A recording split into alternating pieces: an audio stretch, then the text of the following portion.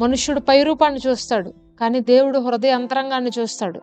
నీవు నీ యొక్క హృదయ అంతరంగంలో నువ్వు ఆత్మీయంగా ఉండొచ్చు, నువ్వు ఎంతో ఆధ్యాత్మికంగా విశ్వాసంలో నువ్వు ముందుకు వారికన్నా నువ్వు ముందు స్థానంలో ఉండొచ్చు. కానీ మనుష్యుడికి అది అవసరంలా. ఈరోజు మనుష్యుడికి ఏది కావాలి? పై రూపం కావాలి. నీ వస్త్రధారణ, నీ మాట తీరు, నీ స్టేటస్, నీ యొక్క నువ్వు ఎంత పలుకుబడి ఉంది నీకు, నువ్వు ఎంత పాపులర్, ఇదే మనుష్యుడు చూస్తాడు. నీ పిల్లలు ఏం జాబ్స్ చేస్తున్నారు, నీ మనవాళ్ళు ఎక్కడ చదువుకుంటున్నారు, నీ ఇల్లు ఎలాగుంది, నీ ఇంటి రూపం ఎలాగుంది, మనుష్యుడు ఇదే కదా చూసేది. నీ ఇల్లు బాగుంది, అందరికన్నా ఒక మంచి స్టేజ్లో నువ్వు ఉన్నావు, నీ ఇంట్లోకి రాగానే అన్ని వసతులు ఉన్నాయి, నీ పిల్లలు మంచి మంచి స్కూల్స్లో చదువుకుంటున్నారు, నీ వస్త్రధారణ చాలా డీసెంట్గా చాలా రిచ్గా ఉంది అని అంటే మనుష్యుడు అదే చూస్తున్నాడు. ఈరోజు నువ్వు ఎంత ఫెయిత్ కలిగి ఉన్నావు, నువ్వు ఎంత విశ్వాసంతో ఉన్నావు, అవన్నీ అవసరంలా ఈరోజు మనుషులకి. వాళ్ళకి కావాల్సింది ఏంటి? పై రూపము, అంతే.